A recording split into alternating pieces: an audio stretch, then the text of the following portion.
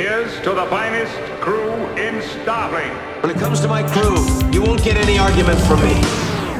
This is a parody. Paramount owns the song. Welcome to The Greatest Generation. It's a Star Trek podcast by a couple of guys who are a little bit embarrassed about having a Star Trek podcast. I'm Ben Harrison. I'm Adam Pranica. Code 47 this week, Adam. We're opening some packages that were sent in by friends of DeSoto. Again, I am notorious at the post office. They were mad at me for having so many things there. They've escalated in their passive-aggressive post office behavior toward me. Last couple of times, they've given me the corrugated plastic bin full of packages. This time, pushed an entire hopper through the door. Whoa, you got the laundry hopper situation? Yeah, hamper is probably the word for it, not hopper. Fuck that shit! But the wheeled thing with the canvas inside the metal structure. And she was like, yeah, you can use this and push it out to your car. Just bring it back and leave it by this door. Yeah, try to remember to come back and return it. It seems like something you have a real problem with. Yeah. That's a reliable way to feel bad for you. Just every couple weeks you go to the post office. Check on the packages. You and I were talking the other day, and I was like, I don't know if anybody likes this segment or wants us to keep doing it, but they keep sending us stuff. I know it's important for the people that send the stuff, and so that's why it feels like a meaningful thing to do. But yeah, I wonder if you're not one of the senders if this does anything. Maybe we should move this to a YouTube down the road and just make that its own thing. I don't know. The thoughtfulness of the people who send this stuff in deserves to be recognized. And maybe shunting them over to the YouTube isn't fair either. Who's to say? I would be curious. Maybe Rob can put up a post this week taking people's temperature on whether they would like a Code 47 Marin to just be its own thing, or if they like it in the show from time to time. But, Ben, I'm already looking at the poll, and there's actually a third voting button. Did you know about this? Was it just stop doing the show entirely?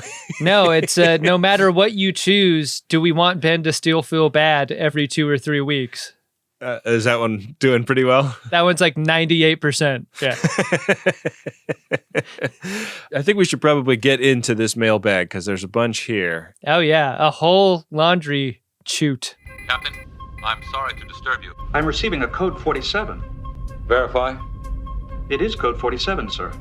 Starfleet emergency frequency. Captain's eyes only. All right, we're going to start with a letter. This one is from Rebecca, PhD, out of Chicago, Illinois. How does Rebecca have time to send us a letter? Dear Ben and Adam, last summer, during a guided bike tour in the Burgundy wine region in France, the guide told us we were going to stop at our first vineyard for a tasting. Apparently, Chateau Picard exists. Luckily, one other guy on the tour was also a TGG fan and equally excited, so I didn't look like a total weirdo geeking out. The French tour guide and vineyard owner were completely confused. I tried to find some swag to bring back for you guys, but all they had was this card, and my husband refused to sacrifice one of our 6 allotted bottles to, quote, bring back wine for those guys from that weird Star Trek podcast who listened to. Yeah, that's smart. That's totally fair. Also, that's a fucking lie. There is no way anyone involved with Chateau Picard is completely unaware of the idea of Star Trek The Next Generation and Jean-Luc Picard. Are fans just not going there that much? That's like asking directions of a French person in English and then just ignoring you. That's what this is. They're just being French at you. Oh man, you can stay in the guest house at Chateau Picard. That's something we gotta do at some point. You get to see the very spot that Picard's mom hung herself. Wow. Wow. This next one is from Stefan out of New York, New York. We have a letter here. Hi, Ben and Adam and Wendy and Bill. Sorry for the delay in sending this Xmas-themed item. I started making these ornaments in 2002 for friends and family, and And since you're such a consistent part of my week, I decided podcasters were close enough. Thanks for all you do to make us laugh. Stefan and Yvonne, maybe? Oh, that's great. These are the ornaments. They're like a circuit board with LEDs printed on it. Look at that. Are the lights registering for you on camera? They sure are. They look great. Wow. There's also a button here. What does that do? Mode. Thank you, Stefan, and thank you, Yvonne. This one is from Kevin out of Cincinnati, Ohio. I think I found a letter here. Dear Ben and Adam, a while back I sent in a P1 to you guys saying I was hoping to see you in Cincinnati for the Share Your Embarrassment tour. Alas, as we know, that was not meant to be. Still, it was great meeting you guys at the Chicago show. Although you guys didn't make it, I did want to send you some things from the city that you can enjoy as a way of saying, sorry we missed you. First, you'll find some spice mixes and kits I got from Findlay Market near downtown. It includes some Cincinnati chili spices and kit. Second is some waffle mix from my favorite restaurant in the city, Taste of Belgium. Third, I wanted to send you some Grater's ice cream, but obviously doing that directly would be a bad idea. So enclosed, you will find a gift card for each of you that has enough on them so you can cover an order of 6 pints as well as shipping. That is so nice. Dang. Wow. Amazing. Thanks for all the entertainment you guys have given me and the FODs all these years. I hope that in 2025, when you're on tour with the one with the mashed potatoes whisk, that you can try again to make a stop in Cincinnati. But if not, then I look forward to seeing you guys in whatever city you can make it to. So that's from Kevin from Cincy. Kevin, you are so generous. That is amazing. Thank you for your kindness. And thank you for reminding me of what our tour poster might look like for that next tour. Making the real star of that movie central to what's going on absolutely. This next package is from Jeff. My name is Jeff. In Brooklyn, New York. Dear Ben and Adam, hey guys, this has been rattling around in my head since well before the pandemic. My friend of 20 plus years, Francis, started a certain Facebook group after Lower Decks Season 4, Episode 4, and everything fell into place. May these precious keepsakes contribute or not to your good mental health. Thanks again, Jeff. Priddy, co-mod of The Greatest Trek, Twaining. I'm sorry, I'm so sorry. Wow. All right. Okay, so a Mark Twain bobblehead doll. Oh my God. These are Code 47 Greatest Gen limited edition Mark Twain bobbleheads. That is not one of those cheap bobbleheads. That looks like legit and good quality. It kind of looks to me like it may be handcrafted. Just look at him bobble. A nice silent Twain is something I can really get behind. Oh, yeah. Wow, that is really great, Jeff. There's also one for you here, Adam. So, thanks. One final package, Adam. It's from Chris out of Maple Valley, Washington. The complicated pack job here. This is like when my mom bakes me a pie and my dad packs it in a box and ships it to me. That's not how pies work. My dad is a dedicated architect of pie shipping materials. Here's a letter.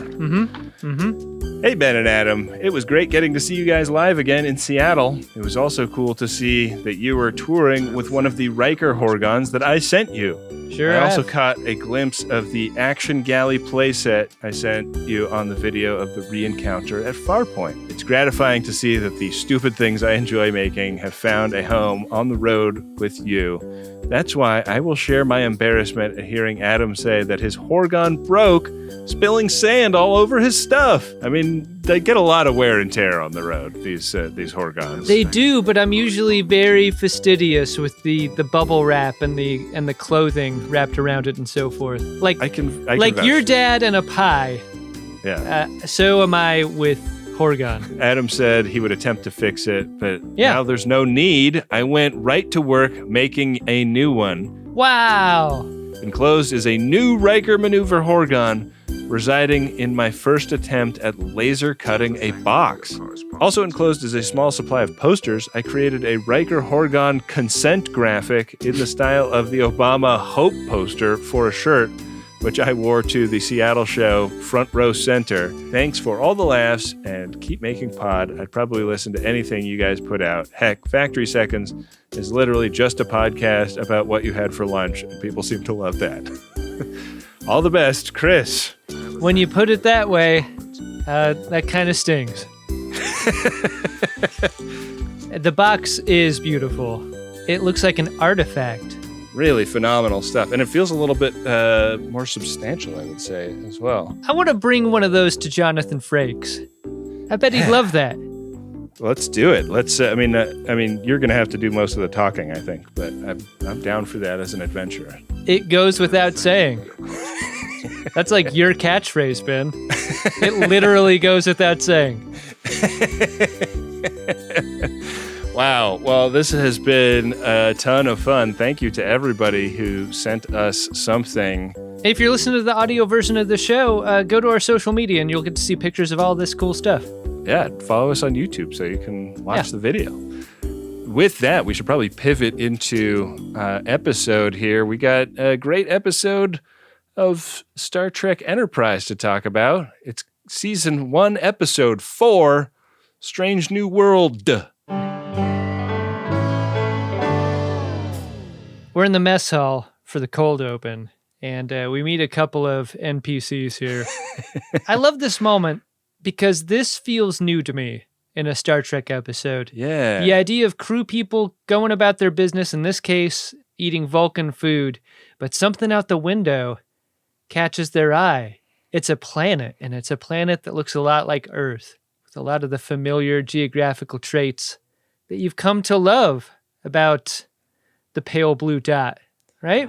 Suspended in a sunbeam. I mean, I was just thinking about, like, these characters get as fleshed out over the course of this episode as some bridge crew people on Discovery have over 5 seasons. Mm-hmm. And I don't know if we're going to see them again or not, but I thought that they were interestingly drawn characters that, like, give a sense of, like, what kind of person is also on board this ship, you know? I like the idea of meeting new crew people on a show that you've only seen for 3 episodes and not immediately assuming these people are going to die, because there's a pretty good chance that these might be just crew people you come back and hang out with from time to time every 8 episodes or so. Like, Right. these could be 2 crewman carries, you know? This could be a Vorik here. Dodson!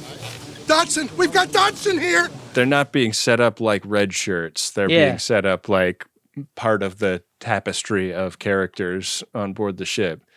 I love the one guy in the scene points out the window and he's like, is that the polar region? All right. And crewman Cutler is like, come on, Novakovich, get your mind out of the gutter. Cut over to the bridge, and everyone's feeling good because the atmosphere on this planet is breathable. Oh, but there's no humanoids on the scans. But I guess the good news is also there's no, like, warning blahs. Scan for marker pools, beacons, man-made satellites. It's an abandoned planet. It's unspoken for, so let's go ahead and put a pod down there. Yeah. There's some debate. Again, T'Pol is like, hey, maybe slow your roll. I think this episode establishes what M-class stands for. It seems to be a Vulcan word. Yeah, it sure seems that way. Minshara class, meaning it can support humanoid life. And it's really like she's saying, like, put Mars rovers down there. And they're like, no, we're much more of a hold my beer type species. Like, we're just going to go. T'Pol doesn't like moving that fast. She likes probing the area first for a period of days before just going on in there. She wants to get the planet ready for them. Be respectful, T'Pol says. This is ruler. That is not going to happen. And after the theme song, we're in engineering, and it's the same lady as the first scene. Her name is Cutler, and she's kissing up to T'Pol here about, oh, that Vulcan food I tried in the mess hall was great. It was so good. I noticed it was not very piquant. Is that how you guys like it? Maybe we could have lunch sometime. or whatever. She takes being selected for this mission very personally in a way that she should not. T'Pol selecting her didn't have anything to do with how much she likes her. It's about her being qualified. The kind of idea that I got of Cutler here was that she was a little bit of a careerist. Yeah. That's like a familiar kind of lower decker, I guess. Boimler, your record is spotless. It's freaky. I did not like how Trip so quickly compared T'Pol to befriending a housefly. Like T'Pol is a lower form of life. Yeah. Don't love that. Come on, Trip. That's not cool. Look, she's just more cut out for the task. That's the only reason she's attached. And we're in the shuttle. We're on our way down. Things are happening pretty quickly here. This shuttle is stuffed. It's got Archer, T'Pol, Trip, Mayweather, Cutler, that other guy from the mess hall, Novakovic. Porthos is coming too. These fucking dog owners, man. You can just, you bring them everywhere. You bring them to the doctor's office. You bring them to a restaurant. You bring them on a away mission. Cool. All right. Yeah. Guess Porthos is invited, taking the spot of another crew person.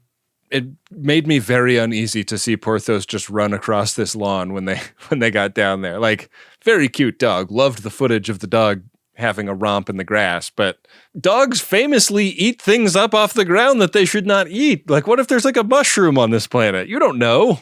What if in taking a dump, the grass dumps back? You never know.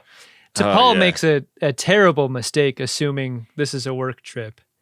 She gets absolutely nut stomped by Archer for not just wandering around using your senses instead of that fucking tricorder.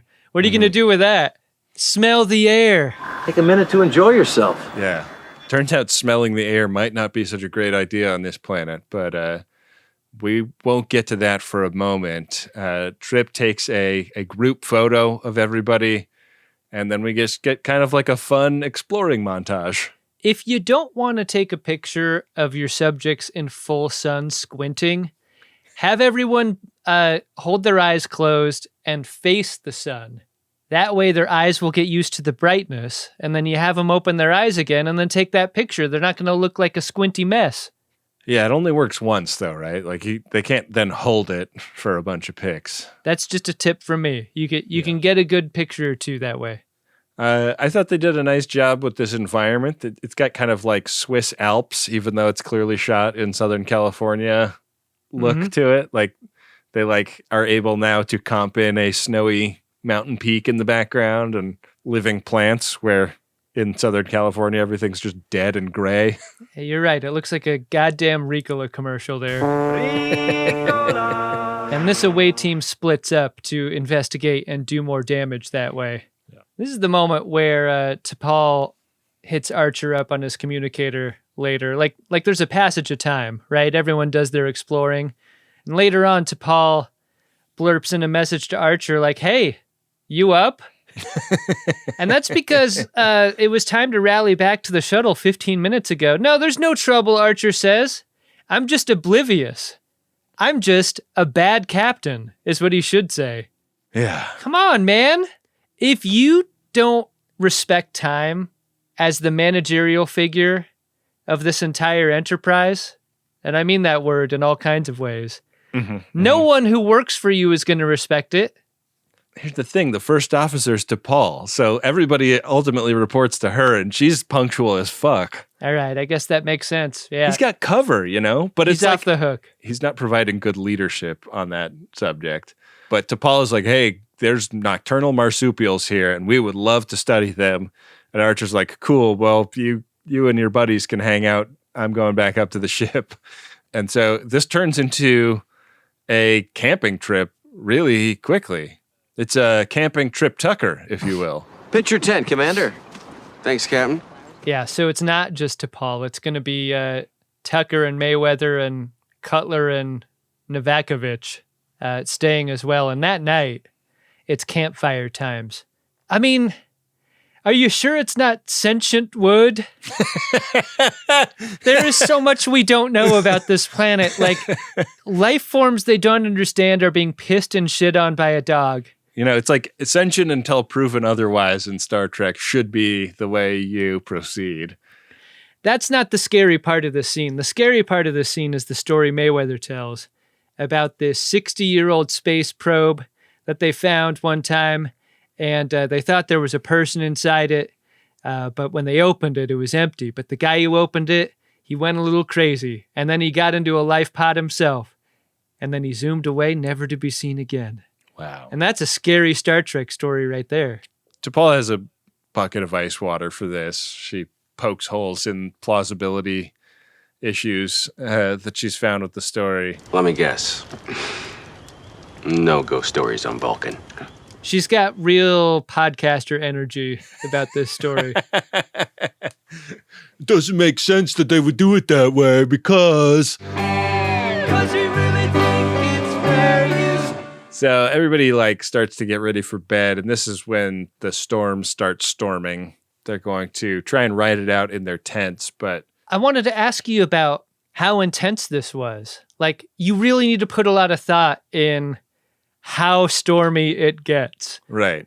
And I really think they nailed it. I've been camping a bunch of times. I never liked it, but I've been camping in storms, especially didn't like those. And this is the sort of storm where you leave the tent and get into the car. Right. It's that kind of deal. Yeah. And I think it's familiar to a lot of people who have spent any time outdoors. This sucks. But it's not blow your tent away in a tornado. They could have overdone it, is what I'm saying, and they didn't. Have you ever been camping when you found a SETI eel in your sleeping bag? Because I would have driven home at that point. That's not get it in your car and ride it out. I wanted this to be SETI eel origin story so bad. I know. Why did they design it to look like that if that wasn't a SETI eel? Aren't you completely okay with Cutler or Novakovic being taken by a SETI eel, and that is how it begins? Oh, man, that would be great. Playing the long game? The tricky thing about this show is that being a prequel, they can't compromise continuity for later. So the SETI eel being a surprise in Wrath of Khan, and that is in fact SETI Alpha 5 in Wrath of Khan. If that was a SETI eel, then they would have to write some reason that it wasn't recorded properly in the ship's logs, so nobody knew. Do you though? You don't have to make it that neat and tight. The paranoia that occurs later on in this episode could be SETI eel related. Trip acts hella weird in this episode, and it could be nubbin. Crawl up into those mouths. Start acting weird.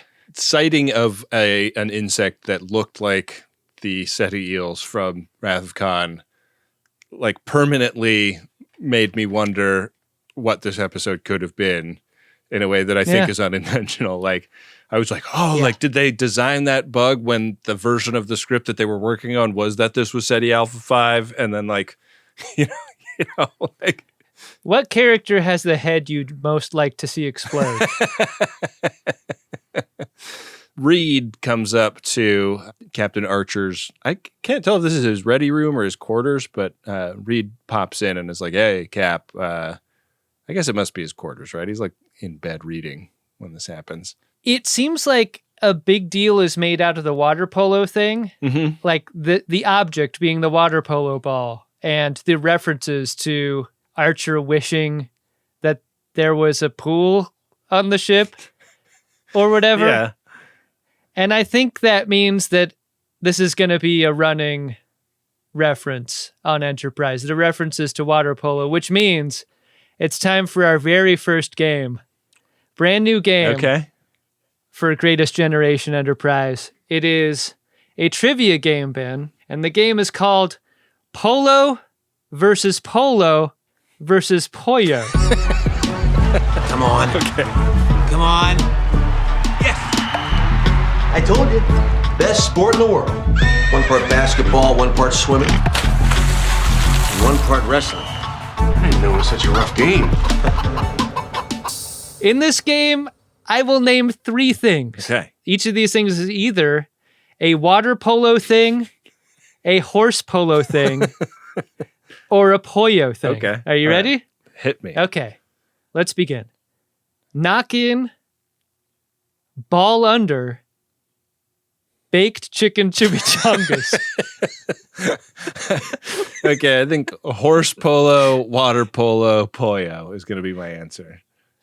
So you're saying horse polo for knock-in, water polo for ball under, and for some reason baked chicken chimichangas is pollo? Yeah, that's my guess. Ben, you're 3 for 3. Yes! Yeah! Wow. Okay, next question. Okay. Here are the 3 things. Brutality, hook, sopes.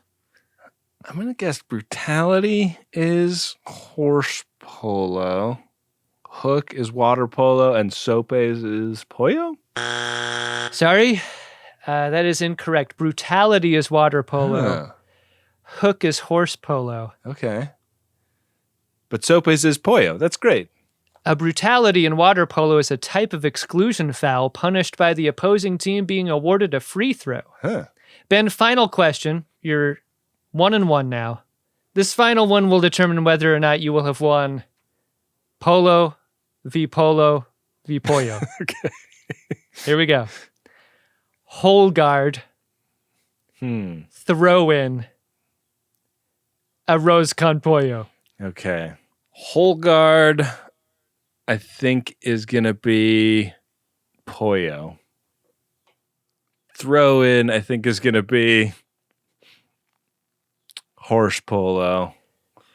And arroz con pollo, I think, is going to be water polo. I'm sorry. Ben, that is incorrect. Everyone knows hole guard is a water polo reference. That's a defensive player who guards the center forward or the whole net. I got worse and worse as we went along. And everyone knows that a throw-in is the thing that begins the play at the start of the game in a horse polo match. And arroz con pollo is delicious rice and chicken. I should have gotten that one. Anyway, look out for future segments of that new hit game. Yeah. Anytime Archer for some reason brings up water polo. Wow. I didn't know it was such a rough game. So, survey team hunkered down in cave. So when they start setting up their stuff, they realize that they left all their food out in the field. Who on the away team decided that anything was more important than food as they evacuated the site? This did start to make me suspect that DePaul wasn't the greatest of leaders. Or that one of them was nubbined, right? Yeah. So Novakovic is like looking deep into the cave and thinking he's seeing stuff back there. And Travis Mayweather goes out to look. He catches like one MRE blowing around in the wind and saves it. But he also kind of thinks that he sees people like walking around outside. I thought this was really well done. These like little glimpses of people like maybe in the bushes and stuff were very spooky. Did you think about how hard it must have been for Mayweather to catch that flopping MRE around in the wind? Like, that's like catching a napkin that's fallen off of your leg in an outdoor restaurant, Yeah, you know? absolutely. It was like one of the most impressive stunts in Star Trek history right there. I love how he dives for it. He goes out.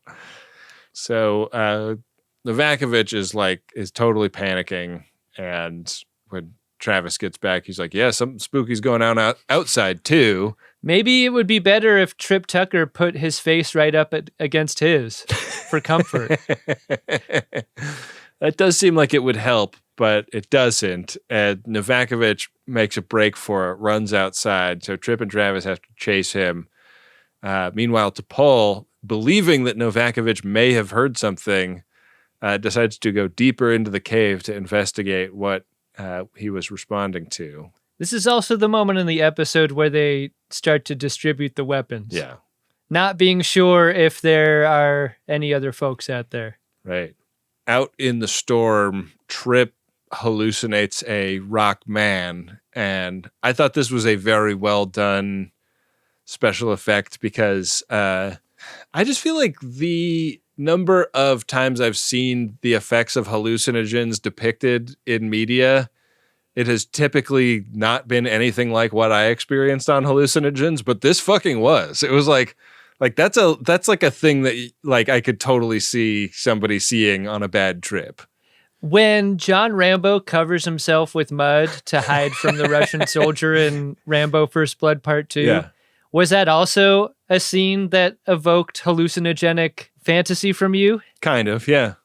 Because that's what I thought of when I saw this rock man. Yeah. I was like, John Rambo would be kind of envious of this. It's a great disguise. Faith of the fart. And you will never take the greatest gin alive. Ben would rather die. What? There's something going on with Trip's hair, which I'm not that familiar with yet. But his hair in this episode really did a lot to convey that he seemed to be in a bad place psycho-emotionally. Absolutely. I love the sequence here because it really feels like two writers who came up with an idea to scare these two characters. And one of them's like, yeah, let's do a rock monster hallucination. That'll really get him. And the other writer's like, and they could also come close to falling off a cliff.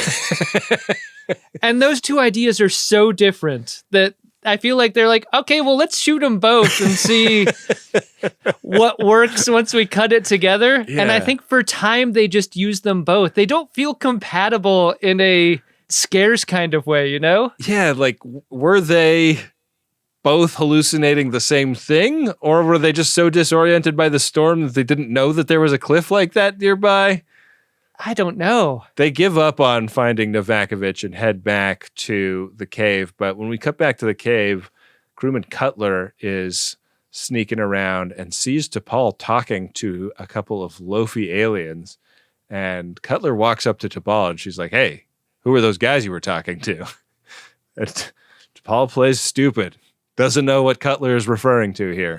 Who are you talking to? Talking to? There's no one here. T'Pol's like the friend at the bar who's hit it off with a couple of dudes and does not want to tell her friends that things are going well for fear of losing the chances with one of them. The chances are good. One of two might be hers for the taking. When Trip and Travis get back, Cutler brings up this T'Pol was talking to secret aliens in the back thing. And this is where the tension really starts to ratchet up. Archer suggests going back to the cave. It doesn't seem like anything good is going on out in the storm. Yeah. So everyone kind of reconvenes there.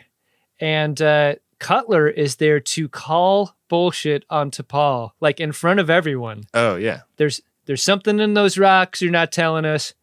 You talk to some dudes. I want to meet those dudes. I'm single too. What are you doing keeping those rock monsters to yourself? Are you trying to take both of them down in one night? You don't know if they're down for an MMF, you know? That's pretty varsity level to just assume that you can pick two guys up in a bar like that.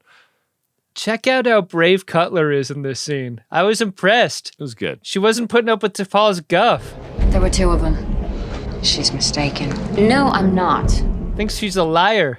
Archer and Reed come down to try and rescue Novakovich in the pod, and the weather is really weathering, and Novakovich is not compos mentis to respond, but everybody from the away team comes out to get ready to get on board the pod, and this does not go well. The wind shear blows them into a rock face, and it looked like it was just a wing that hit, but Malcolm is talking about how one of their thrusters is out and it's not safe to land without it. So this is straight out of a Trip Tucker pilot manual, right? You'd think Trip would be the one bonking into things with the shuttle, but it's Archer, right? Yeah. Archer is not rated to fly off of instruments. Archer is flying this shuttle like Reed fires torpedoes, man.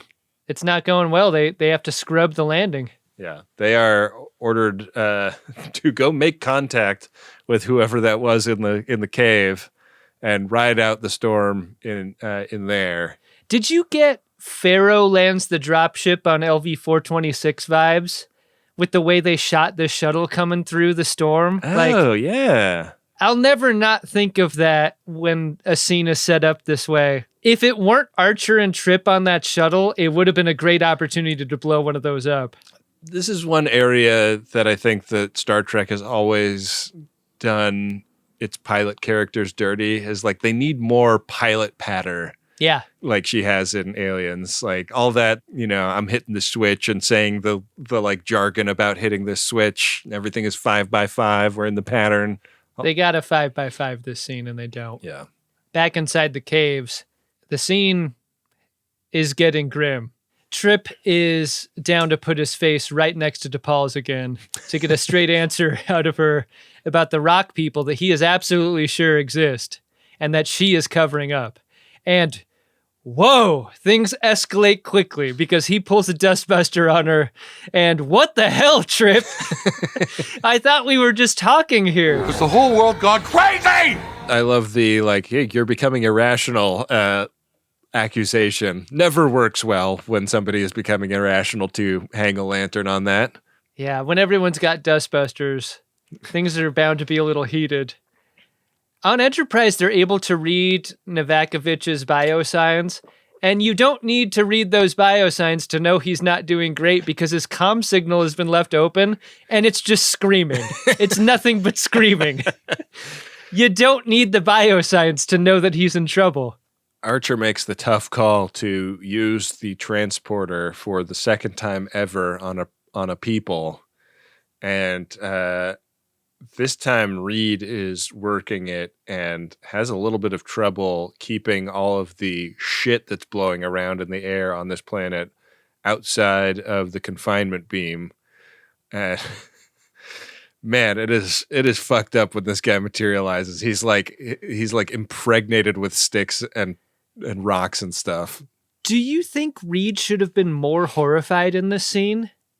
There is something like professionally cold about him that I think is good. That is what you want in an emergency situation. I guess so, yeah. But God, like for a guy who doesn't run this machine very often, and for that to be the outcome, I also thought this plant matter came from him, like it shot out of his body because the transporter interacted with the stuff that he had inhaled. Is that not right? It looked to me like the rocks and plants were just like they like materialized in the same place as like they were blowing across and like just like became overlapped with his body in the signal or something.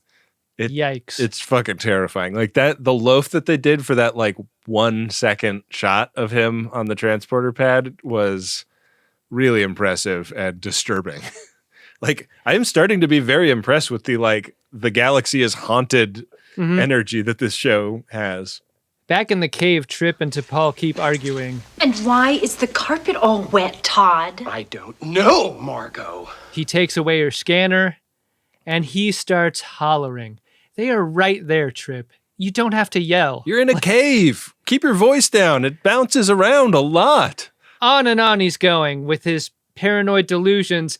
And where are the nocturnal marsupials? Was a question I had. Uh-huh. Yeah. When are they going to show up? They planted that. When's it going to pay off?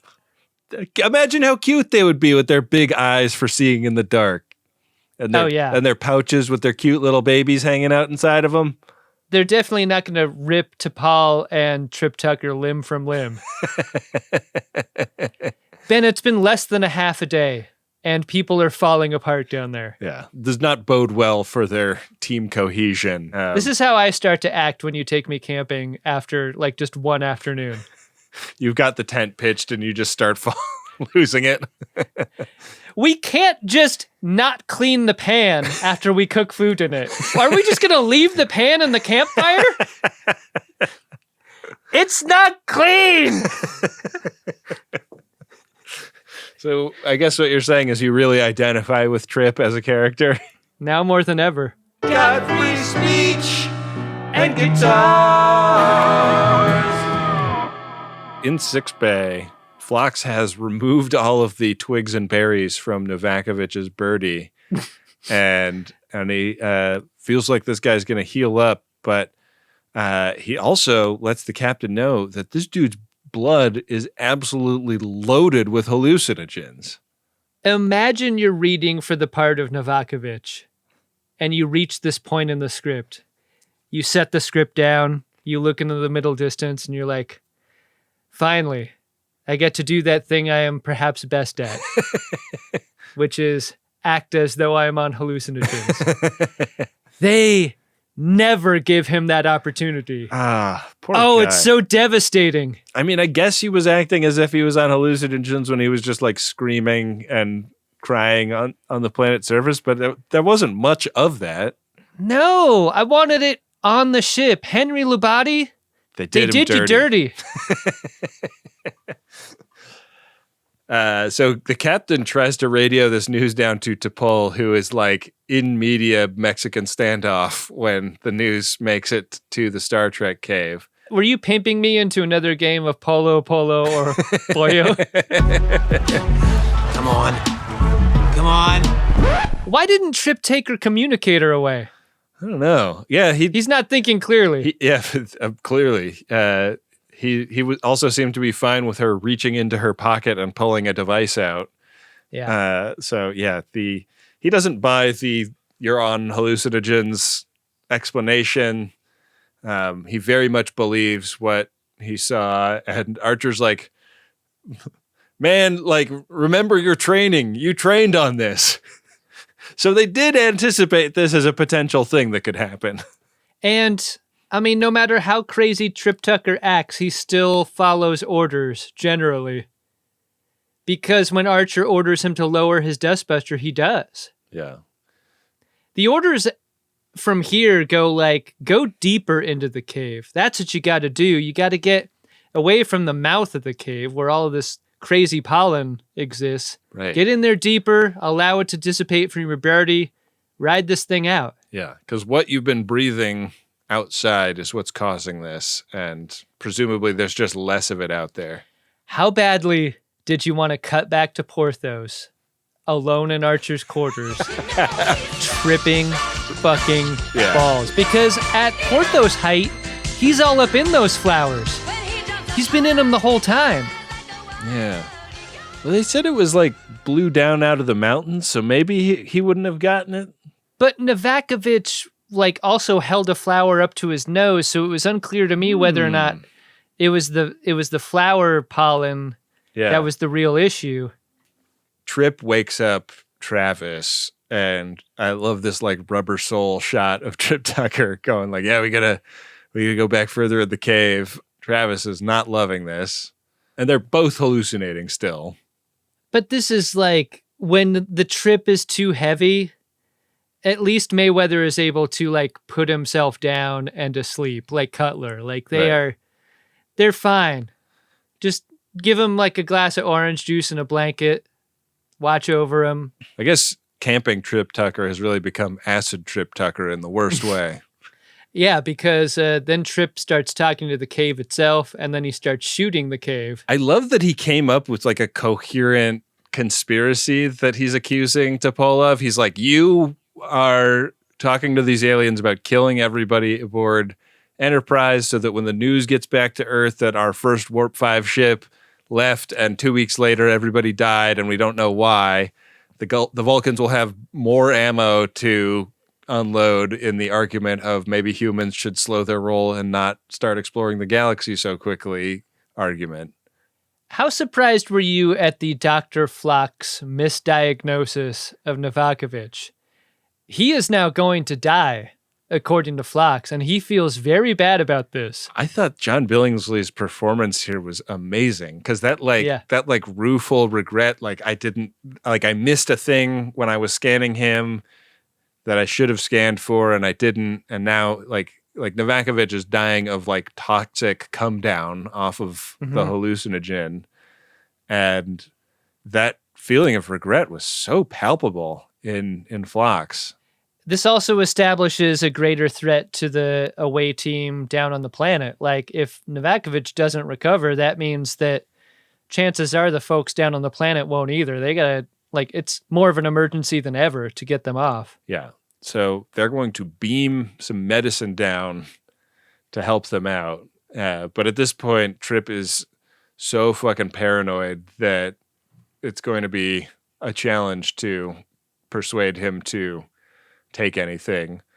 At this point, T'Pol has also armed herself, so they are, pistol to pistol it's actually Hoshi that has to talk to T'Pol. And I wasn't clear on if T'Pol was talking Vulcan because that was like a side effect of the drug for T'Pol, or because she didn't want Trip to know what she was saying. I have no idea what you just said, but it didn't sound very nice.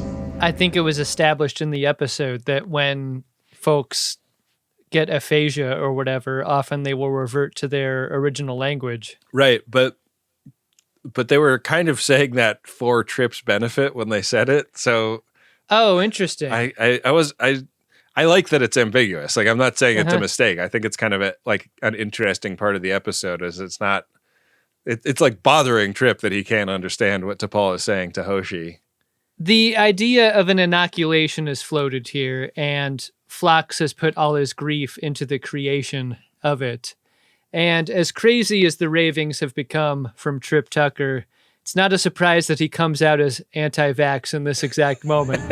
Taking an injection isn't going to change a damn thing. Don't you see that? T'Pol is positive that Trip is going to kill her. And Archer is just like, take the injection first and then you can shoot anyone you want. It's going to be great. And it's weird that that doesn't work. So the Enterprise is able to beam the medicine to the coordinates, which is like the doorstep of the cave. And on the bridge, Archer continues to talk to Tucker. If you can just keep Tucker talking, that's less of an opportunity he has to shoot T'Pol, I guess. Yeah. And this is a great idea that he and the bridge crew have. Like, maybe lean in to the paranoia. Right. Maybe create an even more paranoia-filled story for Trip Tucker's mind to latch onto. And that story goes like this. There are rock monsters, and T'Pol was brought there on a secret mission to communicate with them. And these rock monsters are pedophiles, and they take kids and do terrible things to them. Also, they drink their adrenochrome for fuel, and they've threatened to destroy the Enterprise. So T'Pol needs to be free to do her job, because if she can't do her job, they're just going to have to nuke the cave from orbit. It's the only way to be sure. In order to keep the peace with the rock people. You understand, Trip? You understand how all this works? It's the deep state. T'Pol's just trying to drain the cave. Yeah. And T'Pol here is great because T'Pol is made to go along with this crazy plan, even though in Vulcan she tells Hoshi, I don't know how good of an actor I can possibly be under these circumstances, but she does it. And as soon as Trip gets tricked into lowering his weapon, bam! He takes one in the chest. Like, there is a half a second amount of time when Trip lowers his phaser slightly before he gets taken out. It's great. Mayweather gets his neck Vulcan pinched, and T'Pol administers the drug to herself and all of her crew members. She helps others before helping herself, which I thought was an interesting order of operations. Yeah, that's not how it goes on an airplane. No. Finally, it's morning. Yeah. And everyone wakes up. I like that everyone got to get a good night's sleep after this experience. It seems like everyone remembers what happens. And I was like, is Trip going to apologize? It seems like the natural thing to do. Fuck no. No way. We're going with explanations here, not apologies. Look, I know I kind of shut my mouth off last night. The embarrassing morning after at the water cooler energy in this scene, but going in four directions was really amazing. And really the obstinacy of Trip Tucker in this scene was really amazing. Yeah. It's great. If Vulcans ever did this, T'Pol is heading back to her people with some stories, boy, you guys aren't going to believe this one. I was in a cave with these 4 human assholes. Did you think Novakovic's condition at this point in the episode was also a lie? That he'll be fine? I wasn't sure whether to believe that or not. Are they still just feeding news to Trip Tucker to just keep him chill?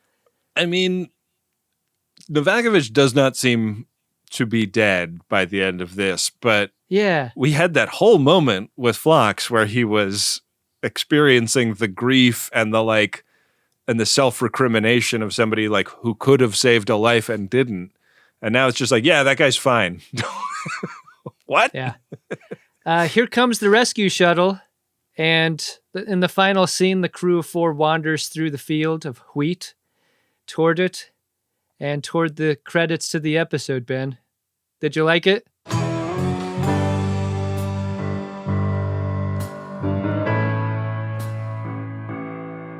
I liked it. I thought that this was a really compelling episode. I mean, I think that a theme I'm starting to pick up on is the inciting incident is an act of idiocy. Mm-hmm. Like, you don't go into the haunted house. You don't land on the planet and let your dog sprint out of the pod without a leash. This is why the crew is the wrong stuff. You can't tell fun stories if they're the right stuff. Right. So as long as we're able to set that aside as a challenge that I'm experiencing watching Star Trek Enterprise, like everything that happens after that, I thought was great. Can I ask you a related question? Do you like Star Trek Enterprise 4 episodes in? Yeah, I think I do. I think I do too, and I think I would like it more absent the pilot episode. I thought the pilot episode wasn't as good as the ones that followed. Yeah, like last week's episode that we covered, I felt like did a lot more to give me a sense of a lot of the characters than the pilot did. So, yeah, I think I kind of agree with you. But yeah, so far so good. Enjoying. I liked the episode fine. I think there was a lot of unintentionally funny parts of it. I want to go back to the Archer likability scale and bringing it back for this episode. I think we're up to 5. It's half good, half bad, and here's why. I love Archer doing the subterfuge at the end on Trip Tucker. Yeah. I love that way of thinking. I love how he helps out his boy, because they're friendly. He doesn't want Trip to do anything stupid. He's doing what he can to save a life here and also resorts to trickery to make that happen. But that first half of the episode when he's addicted to Paul and he's just like swinging his arms and his legs and his dog through a strange planet, that's idiot shit. Yeah. That's bad captaining. That is unforced error business. I like this show more the more Archer is de-emphasized as a character. Mm-hmm. I think that's where I'm at right now. Well, where I'm at right now is on the precipice of the Priority 1 inbox. You want to join me? Oh, yeah. Let's emphasize those. Priority 1 message from Starfleet coming in on secured channel. Need a supplemental income. Supplemental income? Supplemental. Supplemental. Yeah, it's extra. The interest alone could be enough to buy this ship. Our first Priority 1 message here is from JMZ. It's to JMR. Goes like this. Happy 39th birthday. You've made it to Voyager. Best part of my day is asking what ep you are on and reliving those silly, absurd bits with you. Remember that time when I was in the car and I saw you crossing the road? You had such a goofy grin. I knew you were listening to the pod. Here's to many more missions, voyages, and strange new worlds. I love you. Aww. I love that goofy look. You know the look of a person, in my case, on a dog walk, listening to a podcast, laughing about something dumb. Yeah. That's great. Yeah. Doesn't it feel good to give that to people? I feel great about it. The fact that what we do here does give that to people will never not slightly stun me. But I love that feeling too. I had a moment like that last night when I was cooking dinner and I went into the living room to get a dish and just like burst out laughing as I walked into the living room, and my wife was like, What are you laughing at? And I was like, something funny somebody said on a podcast. I would have to talk you through 15 minutes of backstory about why this particular joke was really funny, but my wife would already have her phone back up as soon as I started that description. Ben, our next Priority 1 message is from Logan. It is to you and me. Their message goes like this. Hi! Less coherent P1 and more some disjointed questions. Do the McLaughlin Group issue number drops go above 3? And if so, what's the highest? Issue 4. When you say Game of Buttholes, the will of the caretaker, do you pause for effect or is the space for the sound added in post? What's a drop in the catalog you wish you used more? Get a life. All right, well, Logan's going to go take the answer in the buffet line. Let's pick these up. I think we have 4 distinct McLaughlin Group issue number polls. We have a few different options for 2 and 3, but I think there were very few episodes where they ever made it to issue 4 on that show. Yeah. So yeah. I remember spending like an afternoon going through old videos of McLaughlin Group episodes looking for one with an issue 4 so that I could isolate that audio.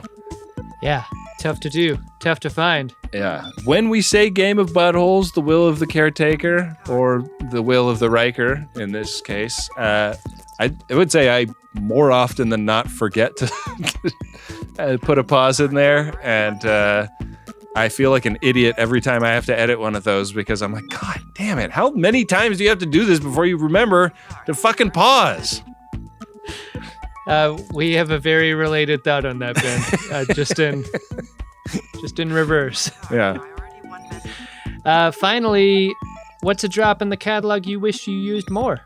Oh man, the Admiral Nechayev drop is one that I really have a lot of fondness for, and I think it was created for the last time she appeared on TNG. Yeah. So we really missed the boat with that one more than it's like there's no excuse to use the Admiral Nechayev drop because she rarely comes up. Admiral Nechayev and Valerian canopies? It's Admiral Nechayev. Are those Valerian canopies? Admiral Nechayev. Well, canopies my ass. That's a Ritz cracker and chopped liver. We recently rewatched the Godfather trilogy in our household over the last few weeks, and I was reminded by one of the dialogue polls that you used for that. Like, I didn't have it. So I bet so many FODs out there are like, what the fuck? It's obvious what that was from. I hadn't seen Godfather 2 in forever. I've watched the first Godfather over and over again, but it's been a while since I saw the second, and I was delighted to be reminded that that's where that was from. Yeah. That was one of those kismet things where I'd like just seen that when I came up with the idea of that drop, and so it was fresh in my mind. Wynde knows what mine is, and I know she'll play it. Well, how do you expect me to type? Not with your fingers. With my nose? Would have definite advantages. Okay, it's typing everything I'm saying. Not with your fingers. My nose! They'll destroy you. Do you see that? With my nose? There it sits. Stop it! Everything you have done, stop. With your fingers. Stop. With your fingers. Well, Stop. how do you expect me to type? With my nose? Stop. Stop it! Stop. Stop it! Stop. Stop it! My nose! Stop it. You thought you could handle it. So handle it. That does it, I quit! Thanks for the messages, Logan and JMZ. If you would like to have us debate a topic like that and answer some Q&A questions, that's a cool way to do it. Go to MaximumFun.org/Jumbotron. Write us a message. Give us a topic prompt. We'll get into it. Do it. We really will. Hey, Ben. What's that, Adam? Did you find yourself a drunk Shimoda? Incredible. Drunk Shimoda! I mean, to me, it's got to be Trip on this one. I think just the performance was great. Like, unhinged Connor Trenier is a mood. And like his hair, also a character in this episode, getting like progressively crazier. It's really good. Like I feel like as an actor, it's got to be kind of a fun and interesting opportunity with a character you're just getting to know and just getting to play, to have your third time out with him be a he's tripping balls this time episode. That's funny. How about you? Tripping in a different way, my pick is going to be Mayweather. Continuing a long tradition of Black Star Trek actors unnecessarily diving for and under things. He absolutely Geordie LaForges this MRE, doesn't he? Oh, shit. He totally does. I loved it. I want to know more. I want to go behind the scene on this scene. Like, was he directed into this? Did it just seem like, oh, it's getting away from him, he had to dive for it? How many takes? Yeah. Like, this is the sort of practical stuff I'm so interested in. Yeah, I wonder if they had like a piece of fishing line on that MRE so that they could like control how it was moving around, or it looked so light and billowy. It didn't look filled with MRE. Didn't look like there was a lot in there. But maybe it was freeze dried, so it was light. Yeah. I don't know. I love this scene. The Mayweather dive. That gets my drunk schmoda. Face of the fart. All right. Well, next week we're going to be watching Star Trek Enterprise Season 1, Episode 5, Unexpected. After discovering the presence of a damaged alien vessel, Archer dispatches Tucker to its aid, but the engineer's encounter with a Xyrillian female has an unexpected side effect. Archer meets this Xyrillian female and he like turns to the sky. Unexpected! He just Kevin Sorbos. Ben, you're on your way over to the game of buttholes, the Will of the Riker Quantum Leap. A completely randomized 100 tiles awaits. So many dangers, so many threats, so many strange ways to experience the next episode. It's a roll of the 100-sided die that will determine our fate. Yeah. What's it going to be? You're required to learn as you play. Roll. Okay, well, we are currently on square 87, and I'm rolling. Oh boy, we just narrowly missed another square, Adam. We're on square 48. Chula! Did I win? Hardly. Of course, right next door to a breadstick power hour. Do you have to eat the entire breadstick every minute? That seems like impossible. I think you just need to choose your breadsticks wisely. Like, choose the super skinny ones that come in the cup at the Italian restaurant. Yeah. God. That is a brutal square. Jesus. I'm so glad I missed that. There's so many fun things on this game board. And because it's totally randomized every week, you'd never know where you're going to end up. Yeah. It's great. It's just like Enterprise. And just as terrifying. Regular episode next week. Thank you to all of the friends of DeSoto who support what we do by going to MaximumFun.org/join. You can also support by leaving a nice review on Apple Podcasts. That really helps. Or by grabbing some merch at podshop.biz. Star Trek Entrepreneur t-shirt in the style of the Star Trek Enterprise logo. Anyone? Oh, yeah. Brand new shirt for the brand new series. We got to thank Wynde Priddy, our producer who edits this show, and Rob Adler, our social media director, and Bill Tilley, our Cindy War consigliere. The great Adam Ragusia, who arranged our parody of the Star Trek Enterprise theme. We really appreciate all his artwork and the work of Dark Materia, who made the original Picard song.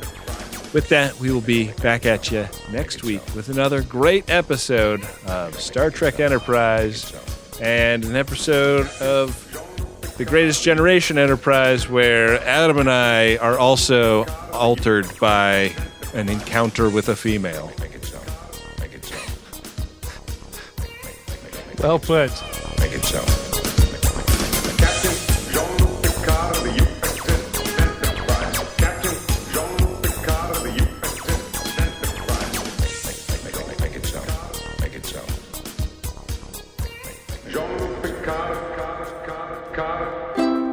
Maximum Fun, a worker-owned network of artist-owned shows, supported directly by you.